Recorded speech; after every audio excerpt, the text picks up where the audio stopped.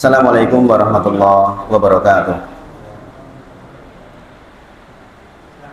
Alhamdulillahi haqqa hamdina nahmaduhu wa nasta'inuhu wa nastaghfiruh wa na'udzu billahi min syururi anfusina wa min sayyiati a'malina may yahdihillahu fala mudilla lahu wa may yudlilhu fala hadiya lahu. Asyhadu an la ilaha illallah wa asyhadu anna Muhammadan abduhu wa rasuluh. Allahumma shalli ala Muhammad wa ala ali Muhammad.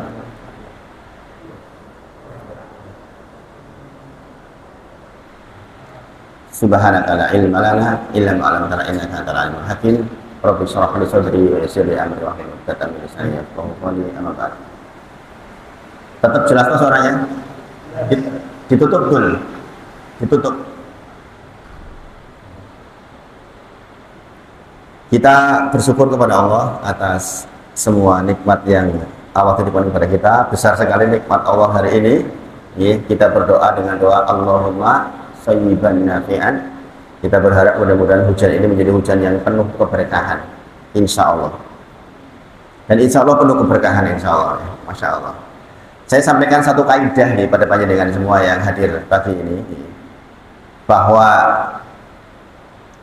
di antara kaidah fikih yang perlu kita pegangi, yang akan membuat kita sangat semangat di dalam beribadah adalah bahwa ini penting ya, kebetulan momennya pas, makanya saya sampaikan.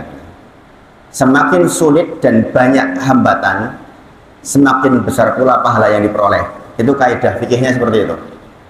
Artinya kalau hari ini kita menghadapi hujan, itu berlipat-lipat pula pahala yang kita peroleh dibandingkan jika tidak hujan. Apalagi kalau jangan sambil kepleset barang. Saya tadi kepleset, saya jatuh tadi itu. Jadi sandalnya tuh licin banget ya. Jadi 2 kali saya jatuh tadi itu. Di sini jatuh, di sana jatuh. Masalah itu secara kaidah fikih, apa yang saya terima itu membuat pahala berlipat-lipat. Demikian juga dengan hadir ke sini dalam kondisi seperti ini, maka lebih besar pahalanya. Apa dalilnya? Kita beragama harus dengan dalil kan? Apakah itu cuma kalimat motivasi? Bukan. Itu dari Nabi Muhammad SAW. Jadi secara sekali lagi, amalannya semakin sulit dan banyak hambatannya, maka semakin besar pula pahala yang diperoleh.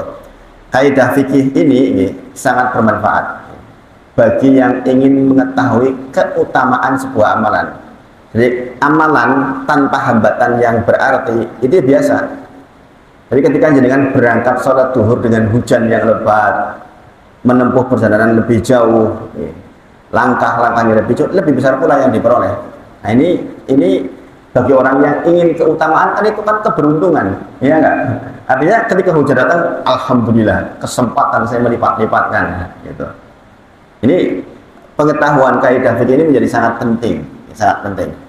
Apalagi kalau untuk anak-anak yang lagi ujian, anak-anak kita. Sering saya sampaikan, nek ujian ini lebih angel gitu, berarti memang lebih berarti, lebih bernilai dibandingkan ujian sih gampang-gampang kabeh iso gitu. Nah, dalam kaidah yang dibawakan oleh Imam As-Suyuti ini dalam salah satu kitabnya beliau Al-Asbah wa An-Nazair dikatakan bahwa makana aksaru fi'lan kana aksaru fadlan, yang artinya itu amalan yang lebih banyak pengorbanan, fi'lan. Makana aktaru fi'lan, opo-opo amalan aktaru yang banyak fi'lan pengorbanannya gitu. Maka dikatakan aktaru fadlan, maka semakin banyak pula keutamaannya. Itu begitu itu. Jadi kalau jadikan melakukan satu amalan kok pengorbanannya besar, itu besar pula jadikan peroleh pahalanya. Makanya sering saya katakan, sama-sama sedekah 100.000, orang ini hanya punya uang 1 juta, 10%.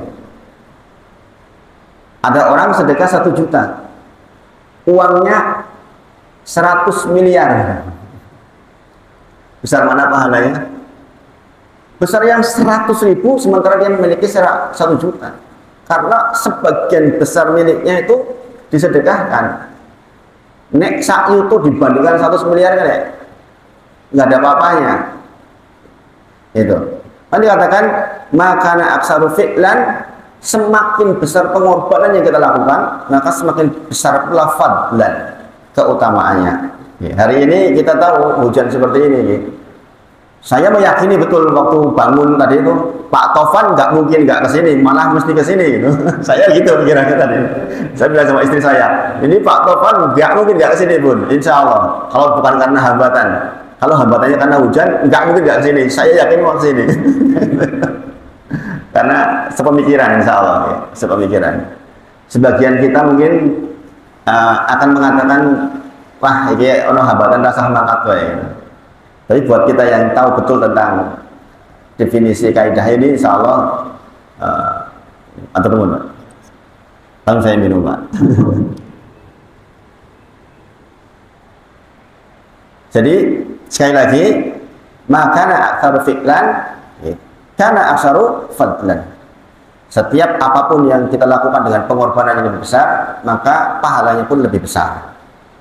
Jadi ini menjadi kaidah umum ya.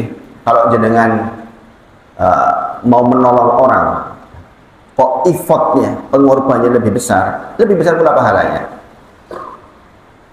Baik kalau kita sudah sepuh, ya kan, sudah mulai menua, itu kan itu yang kita cari, ya kan, mengoptimalkan apa yang Allah titipkan kepada kita agar bernilai lebih besar, itu lebih besar. Lagi pula kalau sudah tua buat kita, untuk apa ditumpuk-tumpuk, tenaga ditumpuk-tumpuk, ya, harta ditumpuk-tumpuk, nggak ada artinya. Kita akan segera pulang, maka segera berbenah. Kemudian ya, Imam Az-Zarkashi berkata juga di dalam Al-Mansur, salah satu kitabnya beliau, ya, a'malu kullama kathura wa syaqqa kana afdolu mimma laisa kadzalik. Amalan yang semakin banyak dan sulit lebih afdol daripada amalan yang tidak seperti itu. Jadi amalan semakin banyak dan semakin sulit itu, maka lebih afdol daripada amalan yang tidak seperti itu.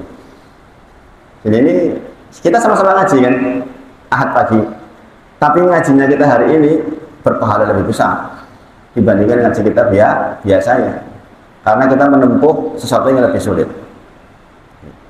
Nah, dasar kaidah ini disimpulkan hadis dari Aisyah radhiyallahu anha. Jadi para ulama membuat kaidah itu bukan ngarang, yaitu apa? Walakinnaha ala qadri nasabik. Akan tetapi pahalanya tergantung pada usaha yang dikorbankan. Jadi dalil dasarnya kata Rasulullah SAW, walakinnaha ala qadri nasabik. Akan tetapi besarnya pahala bergantung kepada apa yang dia korbankan. Maka ini menjadi kaidah umum. Nah sekarang saya ngajak dengan berpikir, kita tuh memahami dalil itu harus luas. Kaidah ini tidak berlaku kalau keluar dari syariat. Contoh, sholat duha 12 rakaat dengan sholat duha 8 rakaat, kalau menurut dalil ini lebih banyak mana pahalanya? Sing rolas toh? Ya enggak? Tetapi kita tahu dalil yang sahih terkait sholat duha 8 rakaat, maka tetap lebih afdol yang 8 rakaat. Paham ya? Maksud saya gini, bahwa kaidah ini itu berlaku kalau tidak melawan syariat. Sholat subuh 2 rakaat lebih afdol dibanding dengan nekat 4 rakaat, maksudnya begitu. Karena lebih banyak sebenarnya, lebih banyak pengorbanannya kan kayak tadi. Tapi keliru karena syariatnya mengatakan 2 rakaat. Paham ya? Jadi jangan salah penerapan nanti dengan nek ngono aku tak sholat duhur 8 rakaat. Karena dalilnya ini, gitu kan? Dalilnya apa? Walakinnaha ala qadri nasabik. Akan tetapi besarnya pahala bergantung kepada besarnya pengorbanan. Nah, ini yang sesuai syariat maksudnya. Yang sesuai syariat. Seperti halnya kita hari ini, kita menempuh perjalanan lebih berat. Gitu. Saya dengan jenengan lebih besar saya pahalanya dari sisi perjalanan, karena saya lebih jauh. Pak Tovan lebih banyak lagi, karena lebih jauh lagi. Gitu. Jadi semakin besar pengorbanan yang dilakukan, maka semakin besar pula yang diperoleh. Ini salah satu alasan kenapa Pak Tovan dengan saya ngampiri Pak Bambang. Jadi Pak Tovan kalau ke saya ngampiri Pak Bambang ya, gitu. Alasannya apa? Pengorbanan lebih besar pula pahalanya, gitu. Nah, ini luar biasa ya, Masya Allah. Mudah-mudahan ini bisa menjadi pelajaran yang besar buat kita semua, sehingga kita tetap semangat ketika kita melakukan satu aktivitas ibadah, dan justru ketika hadir kesulitan itu peluang dari Allah untuk kita. Jenengan diminta sedekah dalam kondisi sulit, itu lebih besar pahalanya ketimbang jenengan lagi longgar, karuan lagi longgar, gitu. Lagi sulit kok ngomong ngutang penjenengan misalnya, subhanallah ya. Jenengan pengorbanannya lebih besar itu dibandingkan ketika jenengan sedang longgar. Maka buatlah amalan panjenengan lebih berarti dengan lebih banyak pengorbanan yang kita lakukan. Kita segera pulang kepada Allah Subhanahu wa taala, maka kita merencanakan hal yang bernilai besar di sisi Allah Subhanahu wa taala. Ingat nih, segala sesuatu yang Allah titipkan kepada kita di dunia adalah dalam rangka untuk meninggikan manzilah kita di yaumil akhir nanti. Jadi sebagaimana saya sampaikan berulang-ulang gitu, kita itu boleh minta menjadi orang kaya sebagaimana tetangga kita kaya kalau kita punya tetangga kaya. Jadi kan ditunggu kok sugih men, umay apik men, mobil apik men gitu. Jadi kan kemudian punya keinginan untuk memperoleh itu semua boleh, asal tujuannya untuk mendidikan kita di akhirat, gitu. Bukan untuk keperluan dunia kita. Nah itu, Monggo Mas Deni. Ini saya lagi bahas tentang apa yang terjadi pagi ini, tentang hujan. Jadi saya menyampaikan tentang satu kaidah fikih, yaitu semakin sulit dan banyak pengorbanan yang kita lakukan, maka semakin besar pula pahala yang kita peroleh. Bismillah.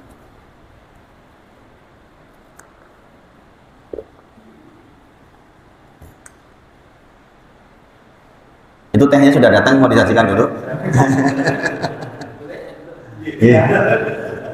Tadi diarep Arab Mas Deni tadi. Diarep Arab Mas Deni.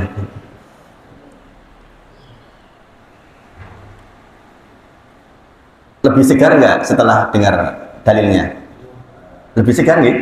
Lebih segar buatan bahwa pengorbanan jenengan itu ternyata membuahkan hasil yang jauh lebih besar. Ini kenikmatan luar biasa nih.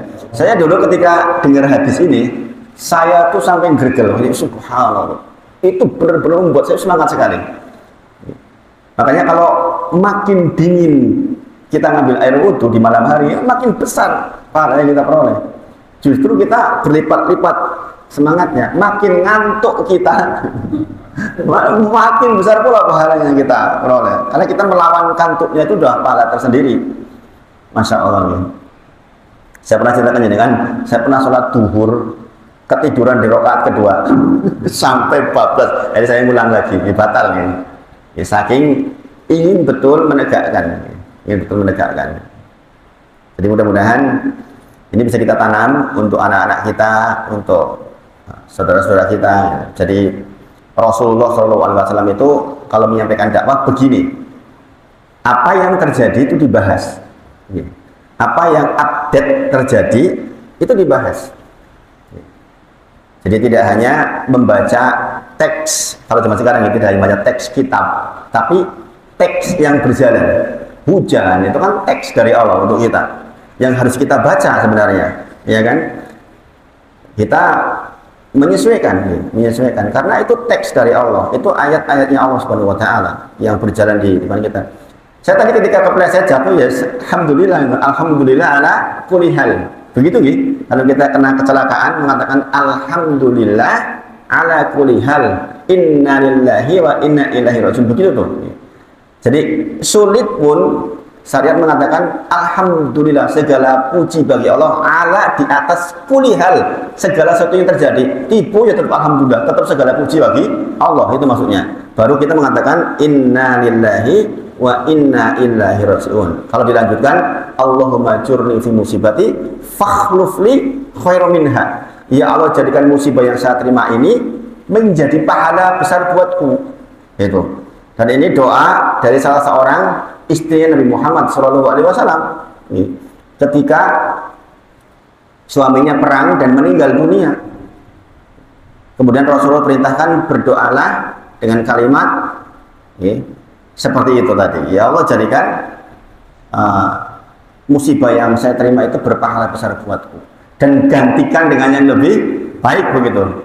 Allahumma jurni fi musibati fakhlufli khairum minha. Ya Allah, gantikan dengan yang lebih baik dari itu.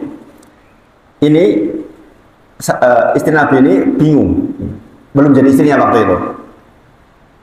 Berdoalah dengan semoga musibah meninggalnya suamiku ini menjadi pahala buatku, dan ya Allah gantikan dengan yang lebih baik. Ini sahabat besar.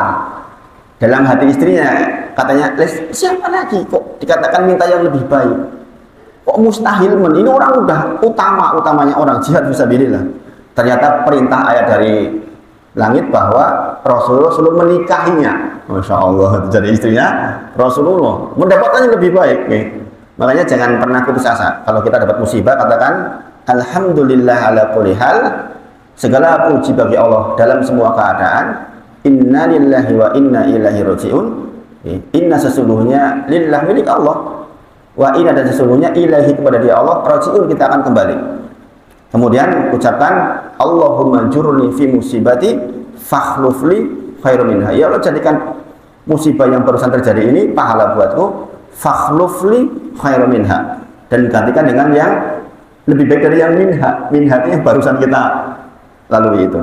Kita kehilangan buku misalnya, dan ini para sahabat itu begitu sampai pun sandal jepit zaman sekarang sandal jepit potol itu kayak gitu itu mengucapkan alhamdulillah ala kulli hal, inna lillahi wa inna ilaihi raji'un, Allahumma jurni fi musibati fakhlufli khairum minha.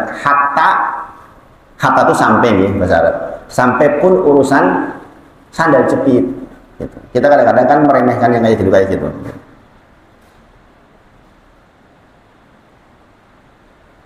Jadi mudah-mudahan ini bisa menjadi pengingat. Ini jadikan baca-baca ulang tentang bagaimana hubungan pengorbanan dengan pahala.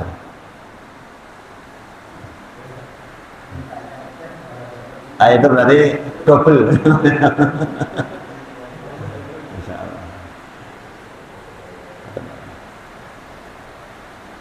Sambil didahar nggak apa-apa ya.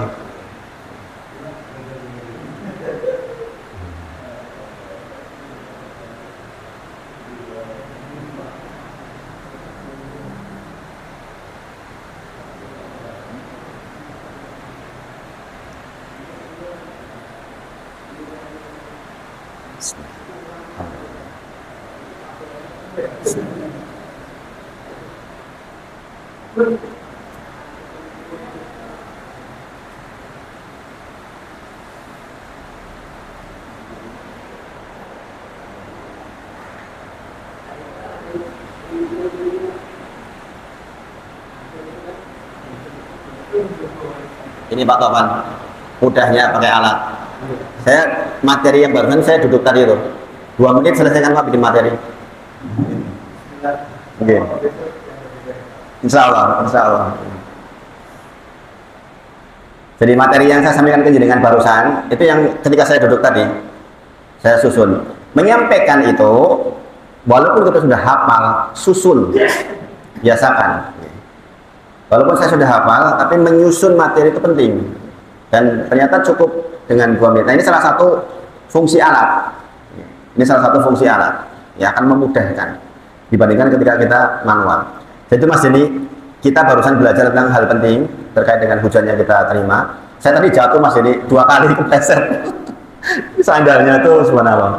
Saya jadi ingat kaidah fikih ini bahwa amalan itu semakin sulit dan semakin banyak, maka semakin besar pahala yang kita peroleh. Maka aksaru fi'lan, kana aksaru fadlan. Amalan yang lebih banyak pengorbanannya, maka semakin besar pula pahalanya. Fi'lan itu pengorbanan, fadlan itu keutamaan. Sehingga kita tahu nih kalau hujan tentu saja banyak pengorbanannya nih. Sehingga kita akan mendapatkan pahala lebih besar insyaallah. A'malu kullama kasara wa syaqqa kana afdalu mimma laisa kadzalik. Amalan yang semakin banyak dan sulit kathura wa syaqqa, maka kana afdulu mimma laisa kadzalik, maka lebih besar daripada yang tidak seperti itu. Laisa kadzalik itu tidak seperti itu, tidak seperti amalan yang berat dan banyak itu. Dari hadis Aisyah radhiyallahu anha, walakinnaha ala qadri nasabi, ini dasarnya. Walakinnaha ala qadri nasabi, akan tetapi pahalanya bergantung kepada nasabik, yaitu apa yang dikorbankan. Maka kalau jenengan dalam kondisi sulit kok bisa bersedekah, itu mungkin akan menjadi hal yang besar nanti di sisi Allah. Nanti di sana kita panennya besar. Sebagaimana seorang istri dari pembesar, kemudian dia meninggal, dikasihlah mimpi saudaranya, dikatakan kowe penak bangun uripe saiki di alam kubur. Di kubur itu cuma ada dua, ya, siksa atau nikmat. Kowe nikmat banget, kowe ya pantes kowe iki wong bojone raja, sedekahmu akeh, perbuatan banyak, baikmu banyak. Dia bilang, lah bukan karena itu.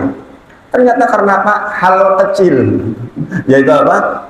Dia bikin keran air untuk wudhu di daerah Mina, yang orang nggak perhatikan gelas itu, bukan bikin masjid yang besar-besar itu. Karena pengorbanan pada waktu membuat itu lebih besar. Kenapa? Mengorbankan ego itu loh. Dia kan kalau ibadah pengen kelihatan, istri raja justru yang mengalahkan diri sendiri, mengorbankan bahwa saya melakukan, orang nggak tahu, itu justru yang lebih besar pahalanya. Jadi termasuk pengorbanan seperti itu, ya, bahwa kita kan punya nafsu, ya, ketika kita melakukan sesuatu, ingin penilaian. Secara asal begitu manusia. Kita ingin tampil, ingin dinilai, ingin kelihatan hebat. Nah, ketika kita bisa mengalahkan ini, itu masya Allah, itu pengorbanan yang besar itu. Dan jangan dengan pikir ini ringan, ya. Bagi sebagian besar orang ini sulit. Apalagi kalau orang yang hidupnya enak, teratur, normal, sugih, punya jabatan, itu berat itu. Untuk melakukan sesuatu yang disimpan, nggak ketahuan, itu berat. Salah satu masjid yang saya ceritakan, yang saya wakafkan ke sana itu, kalau ngumpulin dana untuk sesuatu yang ketok, karpet misalnya, itu cepat Pak Tohan. Ada anak nggak bisa berangkat ke Saudi mau pendidikan 21 juta itu 2 hari selesai Pak Tohan, karena ketok. Begitu ngasih itu ketok Pak, di dalam catatan kelihatan. Itu seperti itu. Tapi dalam kondisi tertentu tidak Pak, termasuk bisa ceritakan ke jenengan gitu. Jadi seperti itu. Makanya ini sekali lagi ini dipegangi, mumpung momennya pas saya sampaikan, walakinnaha ala qadri nasabi. Akan tetapi kata Rasulullah, pahalanya bergantung kepada besarnya pengorbanan. Maka insya Allah ini akan menyegarkan kita. Saya sekali lagi tanya, lebih segar nggak setelah dengar ini? Bahwa jenengan tadi kehujanan itu bersyukur, masya Allah, gitu, masya Allah. Masya Allah. Mudah-mudahan kita bisa install ini terus menerus, ya, untuk kehidupan kita di sisa umur. Ini ada di hadis riwayat Muslim nomor 1211. Lanjut nanti mau lihat tentang kisah walakinnaha ala qadri nasabi di dalam hadis riwayat Muslim nomor 1211 di dalam kitab Sahih Muslim, cetakan yang dari Madinah. Karena di cetakan lain kadang-kadang urutannya nggak pas, gitu. Nah, mudah-mudahan ini bisa jadi pelajaran buat kita, ya. Jadi kita belajar dari ayat-ayat yang berjalan.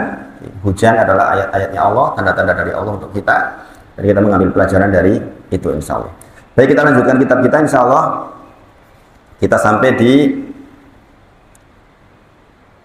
halaman, nah ini lebih enak nih, saya sekarang udah punya alat kayak gini aja, udah membantu ini.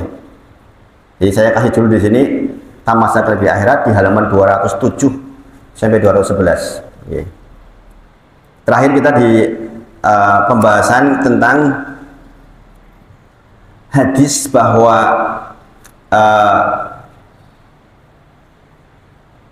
seluruh apa yang terjadi pada kita hari ini adalah sesuatu yang sudah ditulis oleh Allah di dalam Lauh Mahfuz. Kita harus sadar betul itu, sehingga kita sebenarnya secara asal hanya tinggal menjalani.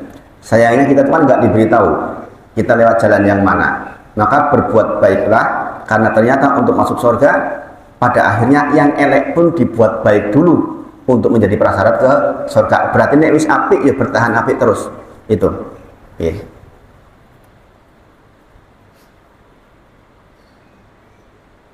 Masya Allah.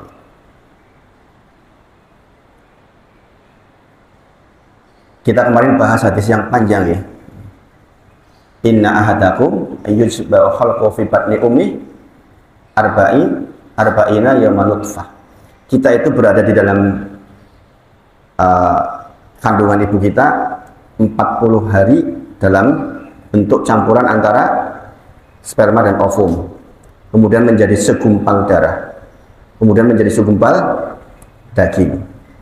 Kemudian Allah utus malaikat untuk meniupkan roh. Kemudian disuruh menulis 4 hal, kan termasuk ajal kita, rezeki kita. Kemudian kita akan menjadi orang yang beruntung atau tidak beruntung. Itu sudah tertulis. Kemudian di akhirnya dikatakan inna ahadakum ya'malu bi amalin ahlil jannah hatta bainahu wa bainaha ila dira. Kemudian fayasbiqu alaihil kitab, dia terdahului oleh kitab, faya'malu bi amalin ahlin nar fayadkhuluha. Ada orang sepanjang hidupnya dengan amalan baik, tapi dia terdahului oleh kitab, maksudnya sudah ditulis di lauh mahfuz bahwa dia penduduk neraka. Ya maka nanti di akhir tiba-tiba dia berbuat buruk sampai fayadkhuluha, dia masuk neraka. Ini persoalan hati ini, persoalan tazkiyatun nufus, bahwa kita melakukan sesuatu itu karena apa, hati kita bersih karena Allah atau tidak. Kalau nggak jujur karena Allah, ya nanti begitu dibuka terakhirnya pikir sini elek gitu. Maka dibuat elek terakhir. Sebaliknya ada orang-orang yang berbuat buruk, pokoknya melakukan amalan-amalan ahli neraka, tetapi dia terdahului kita bagi penduduk surga ini sebenarnya. Maka nanti sebulan terakhir, seminggu terakhir, tiba-tiba berubah jadi sangat baik dan dia mati dalam kondisi seperti itu. Nah ini peringatan buat kita yang sudah rajin, jangan pernah kepedean sambil terus menata hati. Waku sapi, jangan.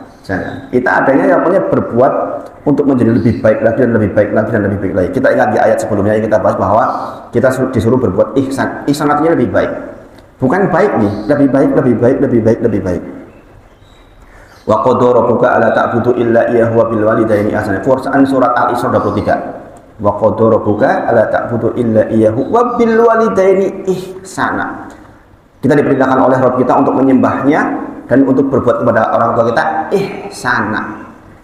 Apa ihsana? Lebih baik, yang terbaik. Itu yang sering saya katakan bahwa kalau ada kalimat terbaik yang bisa dikeluarkan, maka kalimat itu hak orang tua kita. Itu kalimat yang menjadi hak orang tua kita. Kalau kita bisa ngomong apik banget nengarepe wong liya, maka sesungguhnya kalimat terbaik hak orang tua kita. Banyak orang yang harus menata kata sangat baik di depan Mas Denny, di depan Pak Lurah Mas Denny. Jadi kan pasti berbicara dengan kalimat yang ditata, ya kan. Apalagi di depan bupati misalnya, Ustaz bisa mikir, Arab ketemunya minggu ngarep saya kira mikir, ngomongin piye, latihan di depan kaca. Nah, yang seperti itu tuh hak orang tua kita sebenarnya. Dikatakan wa qadara rabbuka alla ta'budu illa iyyahu wa bil walidayni ihsana. Imma yablughuna 'indakal kibara ahaduhuma aw kilahuma fala taqul lahumu uff. Jikalau salah satu di antara mereka atau kedua-duanya hidup di masa tua dengan kita, fala taqul lahumu uff. Jangan pernah katakan uff. Uff itu kalimat tidak sopan yang paling sopan. Paham enggak? Kalimat tidak sopan bahasa Arab yang paling sopan. Itu uff. Kalau bahasa Indonesia apa? Ah. Diartikannya ah. Ah. Orang tua kita sanjang sesuatu, ah bapak ini. Nah ini uff nih. Padahal perintahnya Pak, fala taqul lahumu uff. Jangan pernah katakan uff kepada orang tua kita. Wala tanharhuma. Jangan bentak-bentak mereka. Wa qul lahuma qaulan karima. Wa qul lahuma qaulan karima. Pastikan kalimat yang keluar dari mulut kita yang terbaik untuk orang tua kita. Wa fid lahuma janaha dzulli minar rahmah wa qur rabbirhamhuma kama rabbayani shaghira. Ini lahirlah doa Allahumma firli wali walidayya warhamhuma kama rabbayani. Dari ayat ini perintah dari Allah langsung wa qur rabbirhamhuma kama rabbayani shaghira. Kata-kata wafid lahum janaha dzulli minar rahmah, berlakulah merendah serendah-rendahnya di hadapan orang tua itu dua hal. rendah secara kalimat walaupun kita doktor, orang tua kita SD, kita tetap secara mental harus di bawah orang tua kita, termasuk perbuatan badan kita tuh kalau menyebut. Makanya sering saya katakan mau jauh jadi oke bener ya. Dalam kasus itu mimpi tunduk ke orang tua itu seperti itu perintah dari Allah itu. Kata-kata mafid lahum janahatul minar rahmah. Jadi kita tuh disuruh merendahkan diri kita di depan orang tua tuh seluruhnya, termasuk badan kita, termasuk badan kita. Makanya sungkem gitu, sungkem kok orang tua itu betul itu betul. Nah, budaya Jawa sebenarnya kalau kita lihat dalam banyak kasus itu banyak yang bersesuaian dengan nilai-nilai Islam sebenarnya. Mudah-mudahan kita termasuk yang bisa mengambil tentang pelajaran-pelajaran seperti itu. Baik nih, ini ada keterangan tambahan yang kemarin di halaman 205 tentang judulnya tuh rehat. Judulnya tuh rehat. Setelah kita bahas tentang masalah sesuatu yang bernyawa tidak akan mati melainkan dengan izin Allah, kita sudah bahas di pertemuan sebelumnya. Kemudian tiada seorang pun yang dapat mengetahui di bumi mana dia akan meninggal. Luqman 34, Quran surah Luqman ayat 34. Kemudian Allah sekali-kali tidak akan menangguhkan kematian seseorang apabila telah datang waktunya. Enek mayai mati yang mati, orang yang mundur atau maju. Itu pembahasan kita kemarin. Kemudian ada istilah rehat di sini. Maksudnya bagaimana? Penulis menyebutkan Quran surat Ar-Ra'd ayat 39. Quran surah Ar-Ra'd ayat ke-39. Dikatakan yamhullahu mayyasha'u wa yusbit wa indahu umul kitab. Allah menghapus dan menetapkan apa yang dia kehendaki. Di sisinya lah terdapat umul kitab, Lauh Mahfuz maksudnya. Jadi kan saya ajak berpikir. Ini bagi orang yang nggak belajar mungkin lewat aja ayat ini. Tapi bagi yang mempelajari akidah, ini ayat pendek tapi berat kalau nggak dibahas. Dikatakan Allah menghapus dan menetapkan apa yang dia kehendaki. Di sisinya lah tempat seluruh tulisan Lauh Mahfuz. Jadi tidak ada yang tahu selain Allah ya. Yang di Lauh Mahfuz itu seluruhnya di bawah pengetahuan Allah Subhanahu wa taala. Maksudnya bagaimana ya? Ini dikaitkan oleh penulis dengan hadis makna lapang rizki dan ditangguhkan umur. Bahasanya gitu, orang mengatakan dipanjangkan umurnya, ditangguhkan. Karena dia bersilaturahmi. Katanya sudah ditulis di Lauh Mahfuz, jatah hidup kita. Loh kok katanya bisa bertambah rezeki, bisa bertambah umur, panjang umur, gara-gara silaturahim. Coba anda mikir, nyambung nggak? Kalau kita nggak pikir, itu kan ini gimana ini? Oh semuanya sudah tetap ditulis dalam Mahfuz 50.000 tahun sebelum dicipta langit dan bumi, kok tiba-tiba Allah menghapus dan menetapkan apa yang dikehendaki? Berarti sih mesti ditulis dihapus dong, ya kan gitu kan? Oh rezeki tidak ditetapkan, Mas Denny sekian-sekian. Loh katanya kok bisa bertambah rezeki, dipanjangkan umurnya, buah dari silaturahim, itu loh. Paham nggak? Paham ya? Ini kaitannya dengan ini tadi loh. Tiada seorang pun dapat mengetahui di bumi mana, kan dari ketetapan itu, ya kan? Kemudian Allah sekali tidak akan menangguhkan, pokoknya waktunya mati ya mati, kan gitu kan? Nah tapi kok ada keterangan seperti ini, gitu makanya di kitab ini dijuduli rehat. Rehat maksudnya kita ajak berpikir. Penulis itu ngajak kita berpikir bahwa ada kasuistik tertentu yang butuh pemahaman lebih untuk memahami dalil yang sudah kita lewat. Ini agak dalam ya, jadi kan perhatiannya membutuhkan konsentrasi. Sampai di titik ini paham nggak? Paham nggak? masih agak bayang-bayang ya. Jadi gini, kemarin kan kita bahas ya, tentang ayat-ayat terkait Allah sekali-kali tidak akan menangguhkan kematian seseorang apabila telah datang waktunya, maka pasti datang, nggak maju sedikit, nggak mundur sedikit, tetap kok. Lah kok ada kalimat nek jenengan rajin silaturahmi dipanjangkan umur, ditangguhkan rezeki, berarti berubah dong. Berarti bukan waktunya tiba dong, kan gitu, ya enggak? Nah ini butuh pemahaman, gitu. Sambil duduk dulu. Bismillah.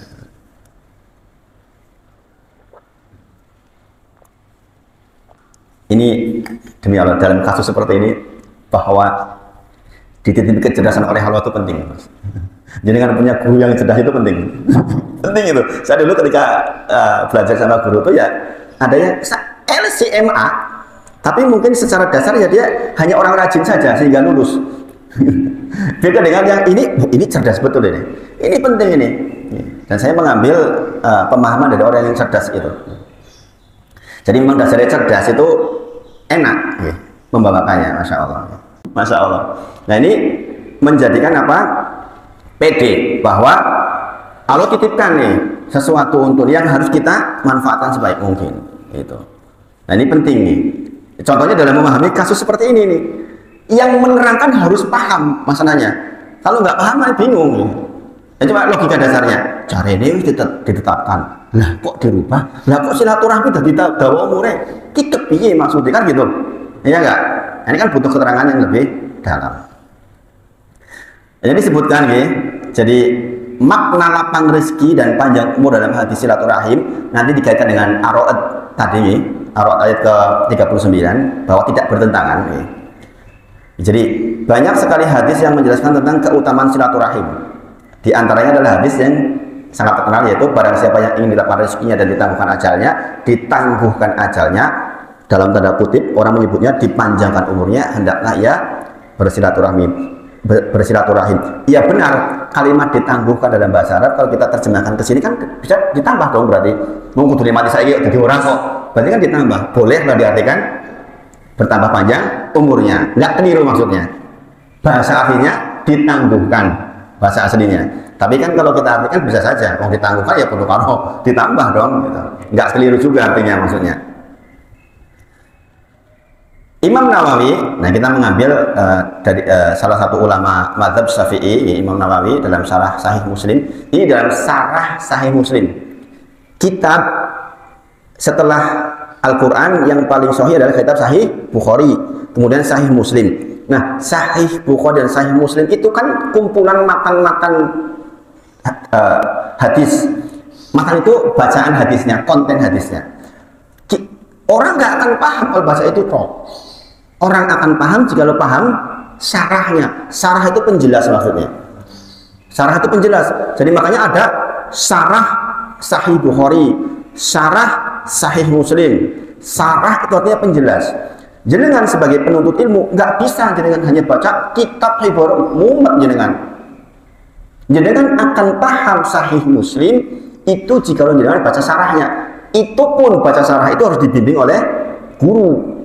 Ya, karena syarah pun, penjelas pun harus dijelaskan lagi ya, supaya lebih paham. Nanti dikatakan Imam Nawawi di dalam kitab Syarah Sahih Muslim, berarti salah satu orang yang mensyarah Sahih Muslim adalah Imam Nawawi rahimahullah ta'ala yang sangat terkenal, yang membuat kitab Arba'in Nawawi, yang membuat kitab Riyadhus Shalihin yang jangan sering baca itu yang bikin kan Imam Nawawi. Dan Imam Nawawi juga membuat syarah Sahih Muslim.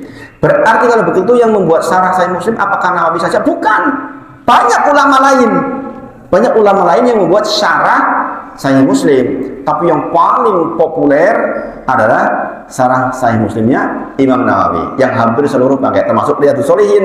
Hampir semua masih pakai toh itu. Jadi kan sering dengar toh di mana-mana dibacakan Riyadhus Shalihin kan gitu. Itu dari Imam Nawawi rahimahullah. Nah ini sekaligus pengingat buat kita nih bahwa keseriusan di dalam melakukan sesuatu itu akan berbuah hasil. Jangan tahu Imam Nawawi itu umurnya nggak panjang, tapi berkah umurnya luar biasa. 44 kalau nggak keliru. Jadi sudah lewat sebagian. Tapi masya Allah kitabnya sampai hari ini, masya Allah. Kalau nggak keliru nggak sempat menikah Pak beliau itu sampai meninggalnya, karena saking sibuknya ngurusi ilmu. Jadi kadang-kadang kesolehan orang itu memang ada pengorbanan. Ya itu tadi bahwa bergantung kepada besarnya pengorbanan juga, Pak. Berarti yang dari ini belum sibuk ya. Ya tentu saja sisi lain. Itu punya keutamaan lain lagi. Karena Imam Ahmad itu istrinya sekarang pagi meninggal, malam sudah nikah lagi, Pak. Itu Imam Ahmad. Jadi masing-masing ada contohnya. Jadi Pak Bambang nggak usah bersedih, Pak. Ada yang sampai meninggal nggak? Punya ini jangan tidak pernah menikah. Tapi yang jadi mau Imam Ahmad, ya nikah lagi nggak apa-apa. Masing-masing ada contohnya. Masing-masing ada contohnya. Semuanya punya keutamaan pada posisinya masing-masing. Makanya memahami dalil itu penting. Kemudian menjelaskan bahwa yang dimaksud dilapangkan rizkinya, kata beliau rahimahullah ta'ala, semoga Allah merahmati beliau. Kalau saya mengucapkan rahimahullah ta'ala maksudnya apa? Semoga Allah merahmati beliau. Kalau masih hidup apa? Hafizahullah taala. Semoga Allah menjaga beliau. Begitu. Pak Tovan, bukan rahimahullah taala, Ustaz mati berarti. Pak Tovan hafizahullah taala. Semoga Allah menjaga beliau. Kalau bisa bahasa Arabnya ya minimal semoga Allah menjaga beliau itu. Itu nggih, paham nggih? Ini orang iso basa Arab minimal didoakan gitu. Saya Pak Hartono, semoga Allah menjaga beliau. Itu kebiasaan orang Arab itu begitu.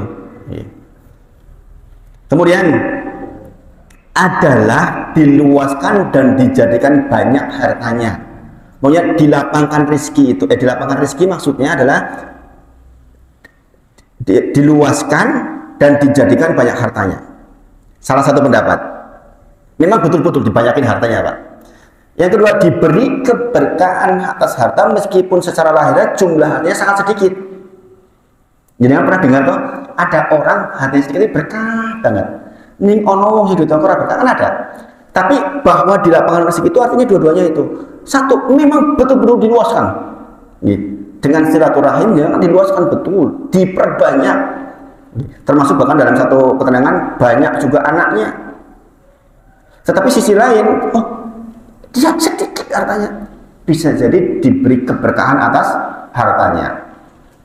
Karena keberkahan harta juga luar biasa, luar biasa. Kalau bukan karena karunia dari Allah, bisa jadi orang dengan harta banyak itu nggak punya manfaat sama sekali. Saya ditelepon oleh kakak saya kemarin dari Purwokerto, mengabarkan ke saya gitu tentang keluarga. Kumpul di Purwokerto, pertemuan terakhir itu, saya nggak bisa datang karena banyak pertimbangan, waktu, kemudian juga seluruh ubur rampenya. Gitu. Kakak saya itu sugih, masya Allah, Allah berikan kemudahan di dalam rezekinya, sugih banget ya. Rumah lebih dari satu, besar-besar gitu, mobilnya selalu baru, masya Allah. Saya nggak pernah menanyakan gitu tentang bagaimana perkembangan agamanya. Yang saya tahu beliau menjadi panitia pengajian karena di perumahan besar mewah, Pak, yang diundang yo Abdullah Gimnastiar hafizullah taala, kemudian termasuk Ustadz salaf juga, Pak, Ustadz terkenal lah, beliau ngurusi pengajiannya. Yang namanya ngurusi kadang-kadang nggak sempat ngaji malahan karena ngurusi gitu di luar gitu. Tapi kemarin saya dapat kabar gembira nih, di tengah-tengah kesibukan beliau itu belajar tahsin, Pak, dengan metode Umi sampai selesai, sampai khotam. Saya kemarin bersyukur betul ketika kakak saya yang satunya, kakaknya dia, kakak saya nomor 2, telepon setelah selesai tahsin Quran dan khotam Quran, beliau punya kebaikan, Pak. Beliau punya kebaikan. Beliau bawa gurunya ini ke dealer, Pak. Dia suruh pilih motor baru. Masya Allah. Saya sempat menyatakan gini, adine ki ya Ustad loh. Ada dari gitu itu. Adike ulang ngaji nek kok ora gonyang dealer gitu. Kata kakak saya yang satu, ya mungkin karena yang bermanfaat langsung. Iya, gitu. Iya, jadi seperti itu, gitu. Jadi karena mungkin pemahamannya belum luas. Sebenarnya kan ring satu dulu selesai sebenarnya. Gitu. Tapi ya Masya Allah, itu saja sudah sangat membahagiakan saya. Saya bahagia sekali dengar itu, Masya Allah, sangat bahagia. Sebagaimana saya ingat salah seorang teman saya yang rehat dari bank itu, yang dia take home pay-nya sudah di atas 30 juta per bulan, kemudian dia memutuskan berhenti. Ketika selesai tamat Al-Quran, dia ajak guru ngajinya, bukan orang kaya, Pak, umroh. Jadi dia ingin menyelesaikan juz 30, setengah juz 30, baca Al-Quran bersama gurunya di Madinah. Masya Allah, Masya Allah, Masya Allah. Jadi itu karunia dari Allah atas keberkahan hartanya, gitu. Saya yakin, Masya Allah. Jadi saya ikut berbahagia ya. Sebagai guru ngaji, saya ya terus terang bahagia dengar seperti itu. Artinya keluarga saya dikasih kesempatan untuk beramal soleh seperti itu, Masya Allah. Masya Allah. Meskipun tidak dengan saya ya, ini kan yang langsung kerasa, Masya Allah. Gitu. Tetapi tentu saja, ya, jenengan yang sudah ngaji, bahwa kalau jenengan mampu melakukan itu pada orang lain, ring satu juga harus jenengan bersihkan. Ya. Diutamakan, itu penting. Diutamakan itu penting. Makanya ketika kemarin Pak Taufan minggu lalu nggak datang, ya, nggak ngantar saya, mau ngantar anaknya, saya sampaikan, Pak Taufan mungkin bisa nanti cerita tentang hadis apa saja yang terkait dengan itu. Lebih utama mengantar anak daripada mengantar saya, karena pahalanya jauh lebih besar dibandingkan kalau bukan ring satu. Jadi semoga jenengan termasuk yang luber. Jadi ring satu selesai, banyak ring yang kita buat, banyak yang kita tolong. Dengan apa yang Allah titipkan kepada kita, tenaga kita, kemampuan kita, harta kita, sehingga kita menjadi orang-orang yang beruntung. Nah, jadi Imam Nawawi dalam Syarah Sahih Muslim menjelaskan bahwa yang dimaksud di lapangan rezeki adalah diluaskan dan dijadikan banyak hartanya, dan menurut pendapat yang lain artinya adalah diberi keberkahan harta. Meskipun secara lahiriah harta tidak bertambah banyak, meskipun secara lahiriah harta tidak bertambah banyak. Gitu. Sedangkan penangguhan ajal seperti yang disebutkan dalam hadis tersebut, apakah tidak bertentangan dengan ayat tadi Ar-Ra'd ke 39 atau di dalam Quran surah An-Nahl Al-A'raf 34, An-Nahl 61. Yang intisarinya adalah apabila ajal mereka telah tiba, maka mereka tidak dapat meminta penundaan atau percepatan sesaat pun. Wala istabdimun, tidak boleh dipercepat, atau la yastahyiru sa'atan, atau minta diakhirkan walaupun sesaat. Ini kok kesannya kayak bertentangan nih. Bukankah rezeki dan ajal telah ditakdirkan oleh Allah sehingga tidak dapat dimajukan dan ditunda serta tidak dapat bertambah dan berkurang? Bukankah apa yang telah ditakdirkan oleh Allah tiada siapapun yang dapat mengubahnya, karena takdir Allah adalah kepastian dan tidak bisa diubah? Ini pertanyaan seperti itu kan, pertanyaan menggelitik. Nah, ini para ulama menyebut, saya bacakan teksnya ini biar saya nggak keliru. Ada beberapa jawabannya dikemukakan oleh para ulama untuk memadukan antara hadis dan ayat tersebut yang kesannya kayak bertentangan. Sebagaimana dijelaskan oleh Al-Hafidh Ibnu Hajar Al-Asqalani dan dalam kitab Fathul Bari. Jadi mungkin pernah lihat kitab Fathul Bari, kan kitab-kitab yang sering dipajang di masjid-masjid. Di hampir sebagian masjid yang saya datang pasti ada kitab Fathul Bari. Di yang Aroyan itu Pak, kemudian di An-Nur juga Fathul Bari yang dibaca oleh mereka. Di antaranya pertama, penambahan umur atau penangguhan ajal yang dimaksud adalah kinayah, kiasan mengenai berkahnya usia. Satu pendapat. Artinya dengan sebab silaturahim seseorang akan diberi kemampuan berbuat ketaatan. Ini penting banget ya. Jadi ini salah satu pendapat mengatakan ini kinayah. Kinayah itu sejenis kiasan bahwa usianya itu berkah. Maksudnya bagaimana? Dengan usia yang dimiliki Allah tuh akan kasih taufik. Hidayah ada dua nih, hidayah irsad wal bayan dan hidayah taufik. Irsad wal bayan ilmu. Saya sampaikan ke jenengan ini irsad wal bayan. Tapi ilmu itu menjadi amal, namanya hidayah taufik. Jenengan kok tadi gelem udan-udan pangkat, itu taufik itu. Ya kan? Jenengan kok wengi-wengi tangi, itu taufik. Nah, maksud ditangguhkan ajal, maksudnya berkahnya usia. Maksudnya apa berkahnya usia? Dia tuh diberi taufik oleh Allah untuk taat. Itu loh. Jadi jenengan ini waktunya pendek, tapi taat tok isine. Daripada jenengan umurnya 100 ning ora taat. Tentu saja kalau 100 taat ya lebih baik lagi kan. Itu. Maka seberapapun umur yang dengan peroleh diberkahi oleh Allah dengan jenengan diberi kemampuan untuk taat, ini besar sekali manfaatnya. Bayangin, jangan pernah kita berpikir bahwa kita rajin itu karena kita, bukan. Pak Taufan jadi semangat kayak gini, Pak Taufan itu karena Allah panggil jenengan.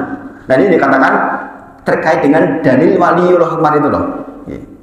Ya kan, bahwa kata Allah di dalam Quran surah Yunus ayat 62, 63, 64, ala inna auliya Allah, sesungguhnya wali-waliku, orang-orang yang dekat kepadaku, ingatlah wali-waliku itu la khaufun alaihim wa lahum yahzanun, adalah orang-orang yang enggak khawatir terhadap kehidupannya di akhirat nanti pas masuk surga. Walahum yahzanun, mereka enggak bersedih hati.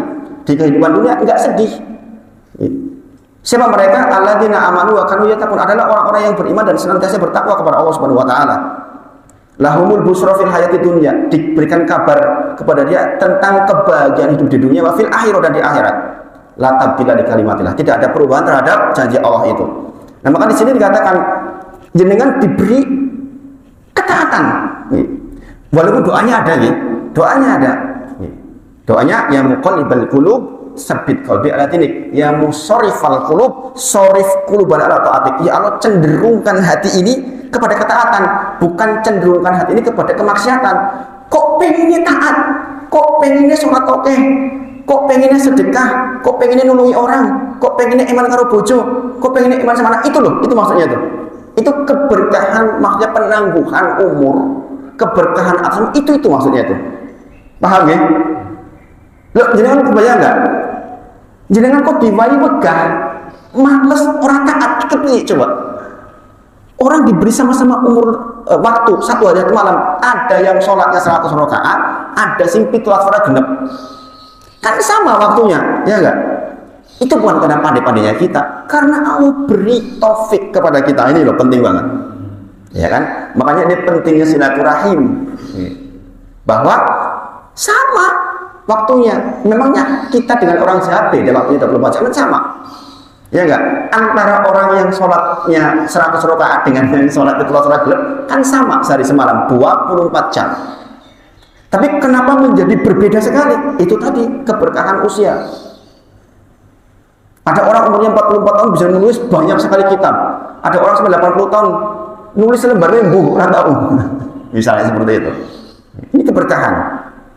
Jadi penambahan umur, penangguhan ajal yang maksud adalah kinayah, kiasan mengenai berkahnya usia. Artinya dengan sebab silaturahim, seseorang akan diberi kemampuan berbuat ketaatan dan diberi kemudahan untuk dapat melalui masa hidupnya dengan hal-hal yang memberikan manfaat kepadanya di akhirat kelak. Sekaligus ia dijaga dari tindakan menyia-nyiakan umurnya dalam hal-hal yang tidak bermanfaat. Jadi dua hal ini, diberi kemampuan untuk taat sekaligus diberi kemampuan untuk menghindari hal-hal yang nggak perlu. Dolan, wis tua kok ngangkring weh.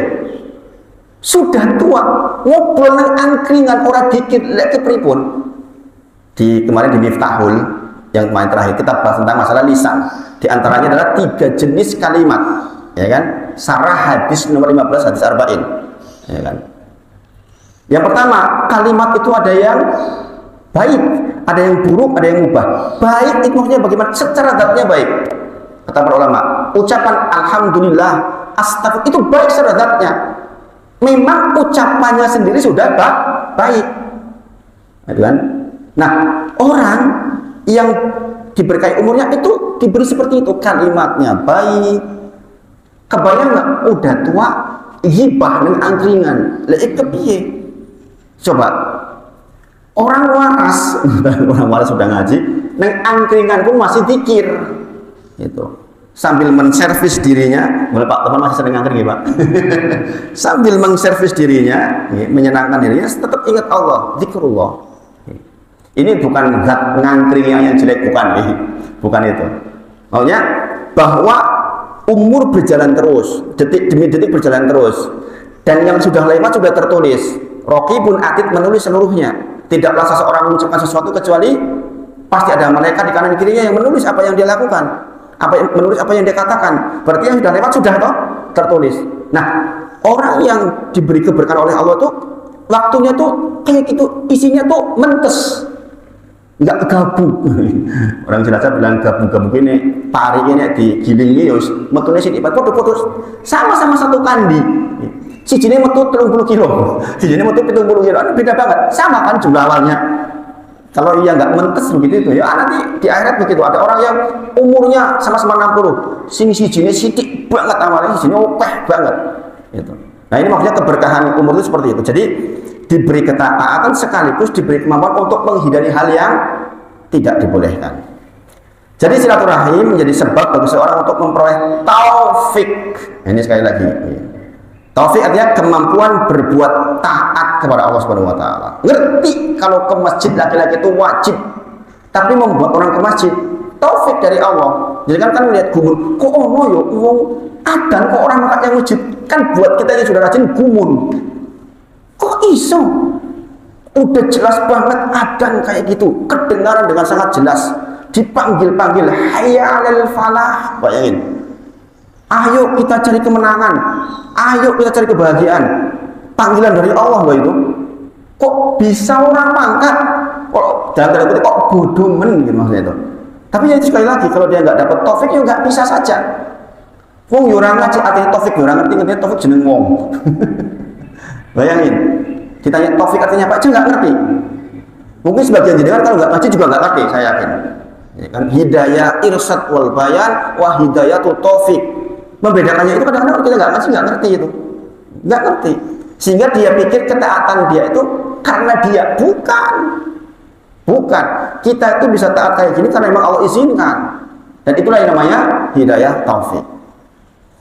Dan menjadi sebab terjaga dari maksiat. Dengan demikian keharuman namanya, ini salah satu artinya. Sehingga keharuman namanya akan tetap terjaga meski ia telah meninggal.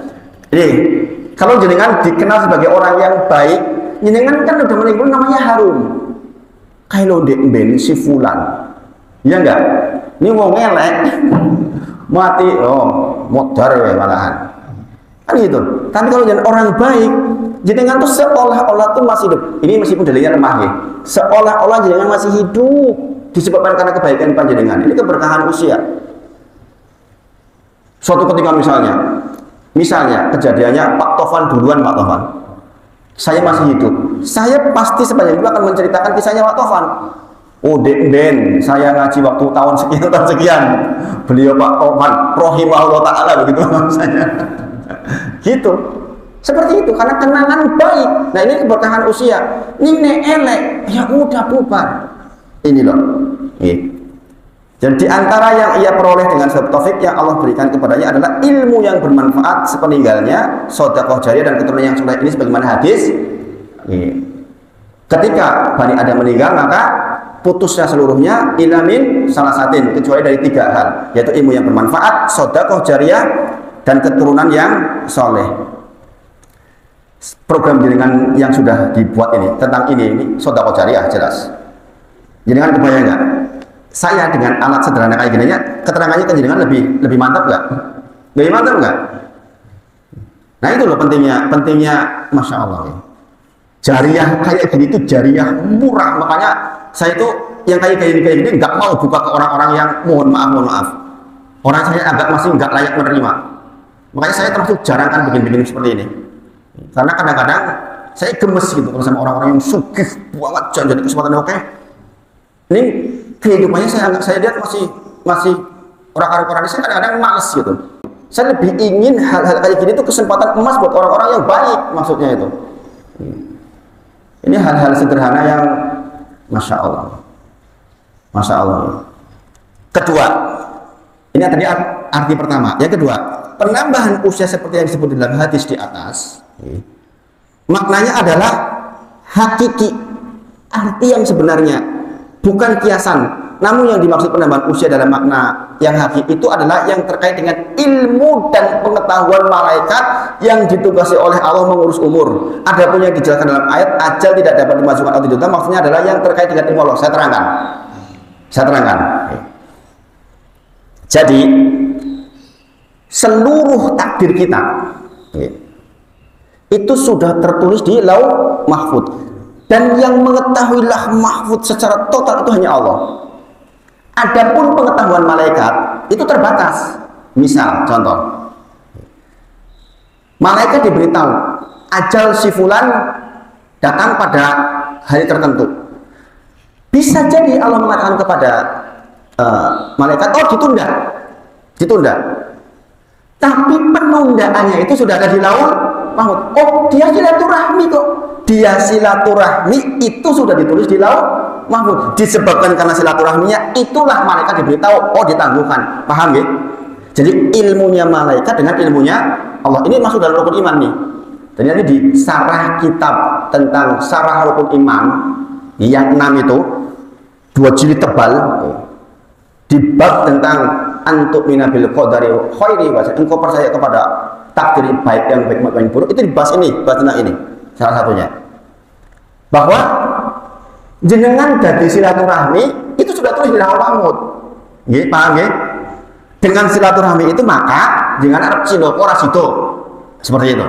Tapi malaikat tidak tahu itu. Malaikat tidak tahu. Malaikat diberitahu oleh Allah. Sebagaimana kisah ketika Sulaiman ada seorang yang hendak meninggal, Malakul Maut sudah datang.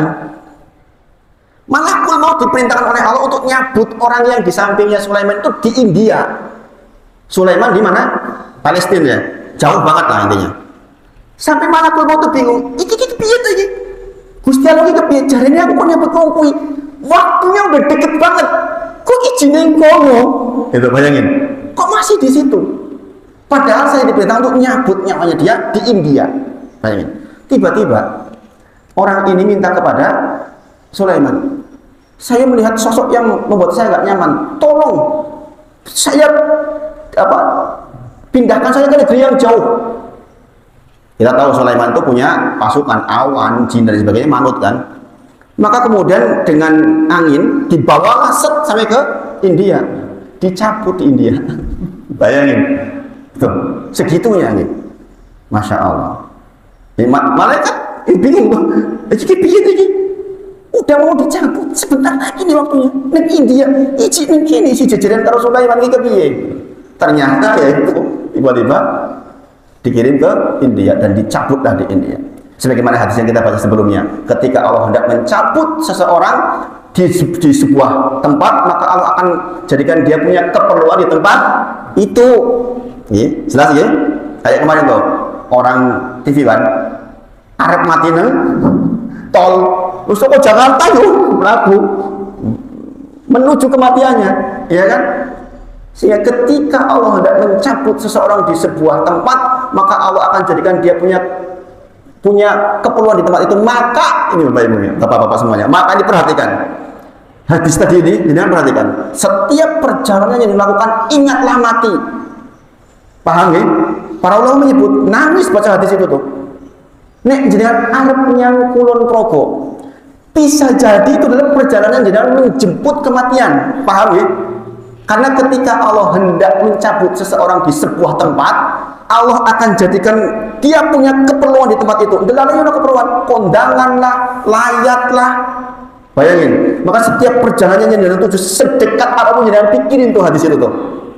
Bisa jadi, apakah ada perjalanan jauh? Enggak. Soal perjalanan jauh. Jadi kan mau ke Bantul di tengah jalan meninggal bisa nggak? Bisa, bisa. Maka hadis tadi itu para ulama ketika membaca tulisannya nangis.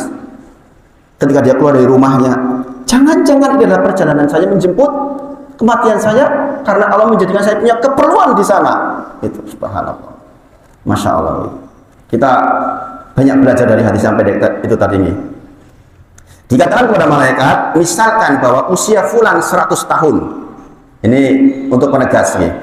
Jika ia bersilaturahim dan jika memutus silaturahim usianya 60 tahun. Disampaikan kepada malaikat, ini di silaturahim 100 tahun. Ini orang silaturahim 60 tahun.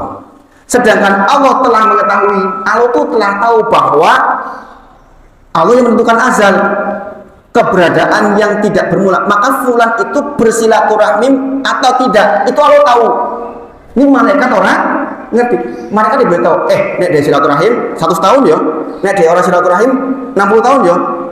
Malaikat nggak tahu ini orang bakal silaturahim atau tidak, tapi Allah tahu bahwa dia akan silaturahim sehingga jadi 100. Paham ya? Nah itu. Jadi jelas ya. Jadi Allah tahu ini bahwa dia akan silaturahim, dan Allah tahu akan mencapai 100 tahun ataukah hanya 60 tahun, itu Allah tahu. Allah tahu. Semuanya telah diketahui dan ditakdirkan oleh Allah Subhanahu wa taala, dan tentu saja takdir dan tentuan Allah tidak akan berubah sebagaimana dijelaskan dan disepakati oleh para ulama Ahlussunnah wal Jamaah, demikian adanya. Jadi apa yang dalam ilmu Allah tidak berubah, sedangkan yang mungkin menerima pendapat atau pengurangan adalah apa yang ada di ilmu malaikat. Hal ini dijelaskan di dalam firman Allah Ta'ala dalam Quran Surah Ar-Ra'd 39 tadi. Allah menghapus apa yang dia kehendaki dan menetapkan apa yang dia kehendaki, dan padanya lah terdapat umul kitab Lauh Mahfuz.